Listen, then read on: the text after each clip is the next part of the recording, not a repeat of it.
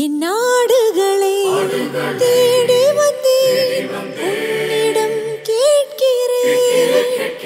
என் நாடுகளை கண்டெடுக்க உன்னை அழைக்கிறேன்.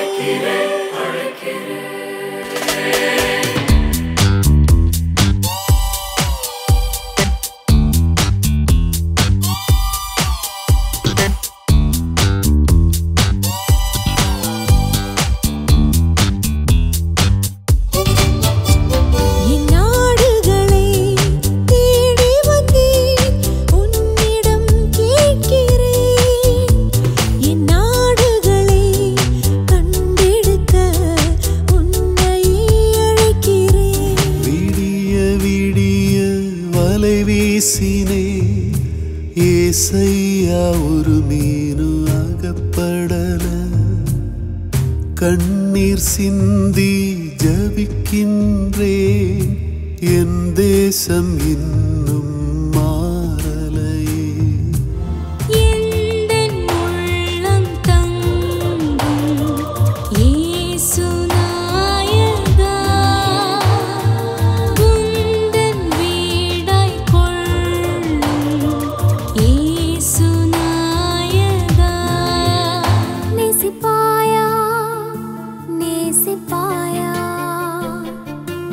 இவர்களிலும் அதிகமாய் நேசிப்பாயா?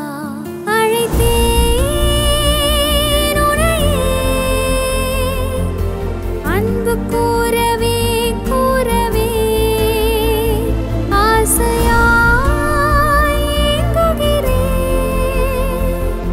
உன் அன்பிற்காகவே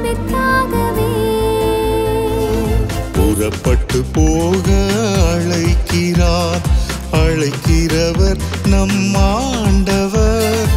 ஆண்டவர் பின்னே சென்றிடுவோம், நல்லாயனின் பின் செல்லும் மாடுகள் போல்.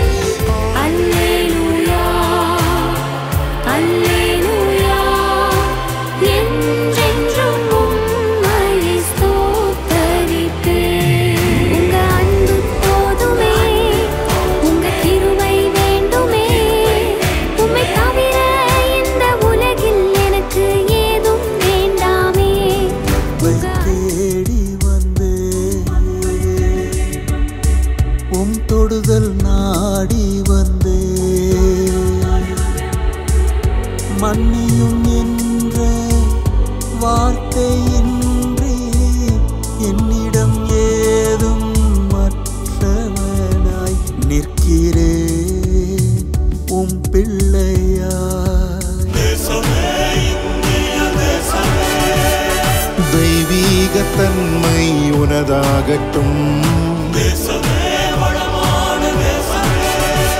உன் தேவனின் வார்த்தை வாழ்வாகட்டும். தேசமே, தேவனின் சத்தம் கேட்டிடு. தேசமே, தேவனின் சித்தம் செய்திடு. வலை நிறை மிகு செல்வம், வாழ்க்கையின் கனவோ, சுவை தரும் அப்பம், சரீரத்தின் பலனோ. மலர்ச்சி பெற்ற சமுதாயம் மலரவே, எழுச்சி பெற்ற இளைஞர்கள் எழும்புவீர். எழுப்புதல் மேகங்கள் தெரியுதே, இயேசுவே தெய்வம் என முழங்குவீர். எழுப்புதல் மேகங்கள் தெரியுதே, இயேசுவே தெய்வம் என முழங்குவீர்.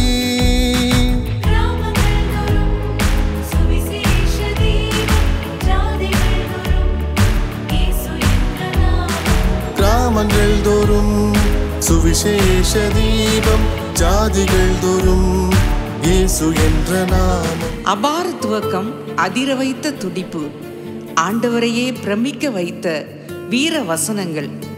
போய்விட மனதாயிருக்கின்றீர்களா என அங்கலாய்த்தவருக்கு யாரிடம் செல்வோம்? வாழ்வு தரும் வார்த்தைகள் உம்மிடம் தானே உண்டு என கர்ச்சித்த கற்பாறை எனும் பெயருடைய பேதுரு காற்றில் அசையும் நாணலாய் திபேரியா கடலோரம் தடுமாறிக் கொண்டிருந்தார்.